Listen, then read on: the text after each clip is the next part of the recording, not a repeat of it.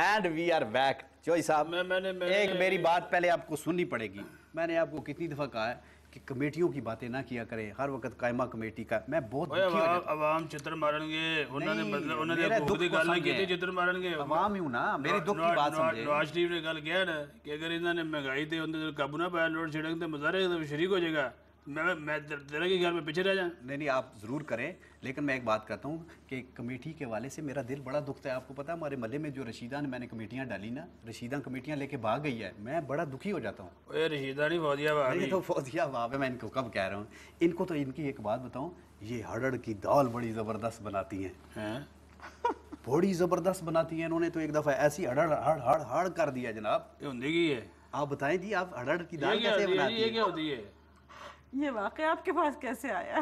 चौधरी साहब ने बताया। और मेरा नाम लेना था। अच्छा नहीं, मुझे वैसे पता चला, अखबार में आया था जी। नहीं नहीं, हाँ जी। Something so personal. अच्छा जी वो दस दो कोई गाने सर भी पता लगे।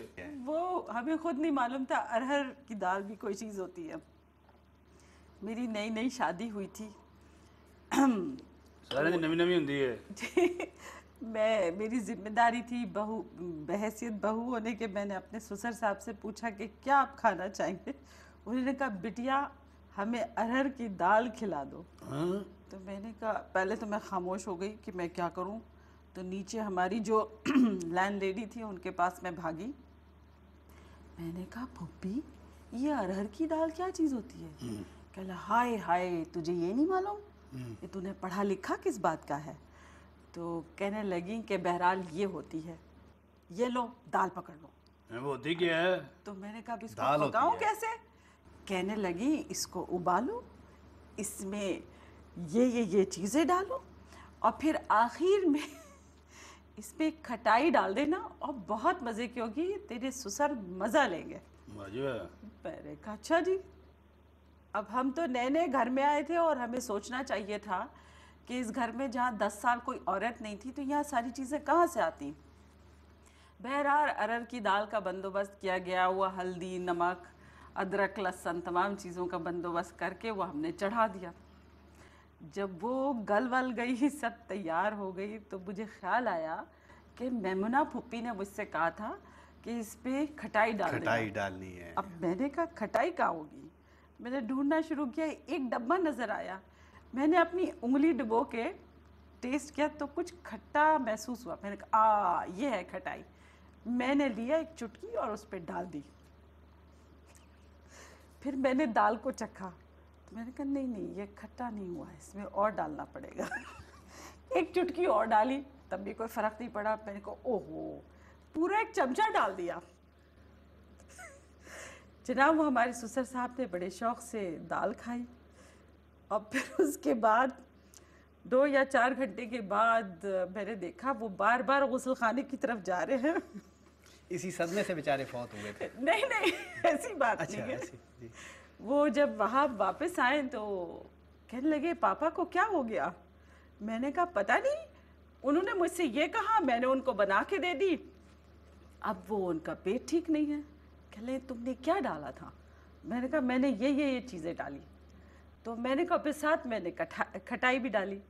कहले खटाई तुमने मंगवाई थी? मैंने कहा नहीं, वो यहाँ रखी हुई थी। कहला कहाँ रखी थी? मैंने जाके दिखाया कि ये खटाई है। कहले ये खटाई नहीं है, चूरन है। देखे चौधरी साहब, सारी कौम का यही हाल है बेचारी। बाथरूम मैंने इसी वजह से मैंने इसी वजह से ज्यादा डल गई है आवाम की जिंदगियों में। अच्छा इन्हें उम्र ना पूछ लियो, काम ना करी। नहीं मुझे क्या जरूरत है, मैंने इनका शनाख्ती कार्ड देखा, वहाँ 60 का हिस्सा पड़ा हुआ है। नहीं मैं काफी उम्र वाली हूँ। 60 से भी ज्यादा है क्या? 60 इयर्स? हाँ जी। नहीं उससे कम हूँ। 60 तो घर का नंबर लिखा ना, एड्रेस है ना, मकान नंबर 60 है। मैंने समझा वो आपकी उम्र है।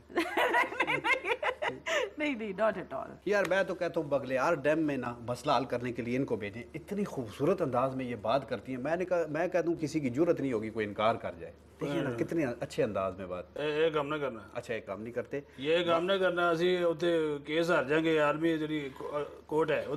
मैं यहाँ पर एक बात कहना चाहूँगी। One of the biggest problem in India Pakistan relationship is the bureaucracy on both sides. और सियासतदान का उसमें रोल बहुत कम होता है। और वो इनफैक्ट सेकंड फिडल बजा रहे होते हैं, जो मेरी अब तक ऑब्जर्वेशन है।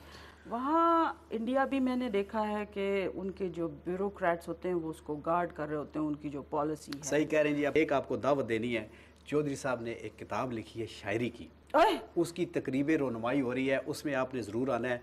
और चौधरी साहब ने वहाँ पे तरन्नुम से इशार सुनाने हैं। चौधरी साहब अभी कोई शेर सुना देना। नहीं, अभी मुझे अभी कोई नहीं मैं आता। सुनाता हूँ, इनका एक शेर मैं सुनाता हूँ। अभी मुझे और कोई वो नहीं आता। शेर ऐसा ज़बरदस्त है कि कमर ज़मान कायरा साहब ने कहा है कि वो शेर आप मुझे दे दे लीज पर, मैंने अपनी बसों के पीछे लिखा है।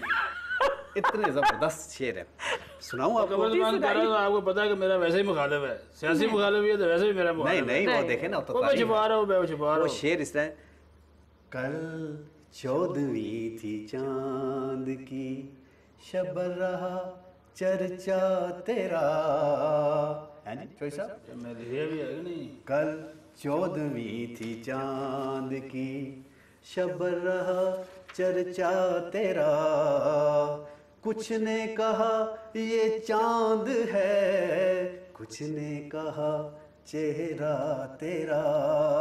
चौधरी साहब का जो ये आखिरी में बड़ा ये खूबसूरत है। चौधरी साहब का तो शेर नहीं है। नहीं, सुने तो सही, आप कहेंगी। ये मेरा है ही नहीं। मैं भी बैठा था वहां पर, जलकर मैंने ये कहा, मिट्टी पाओ खसमा नु खाओ। आखिरी मिसरा मेरा जी। काफी देर तो मैं अब बैठा था टाइम कि बड़ा खत्म हो गया है, लड़ाई से ही प्रोग्राम कामयाब होते हैं। बहरहाल जी, आपका भी बहुत शुक्रिया हमारे साथ रहने का। इसको अपनी बैठक समझे, इधर कभी कभी आती रहा उनको खा पी भी लो जी, खा लेते हैं। बहुत शुक्रिया, अल्लाह हाफिज। लो जी को खा पियो।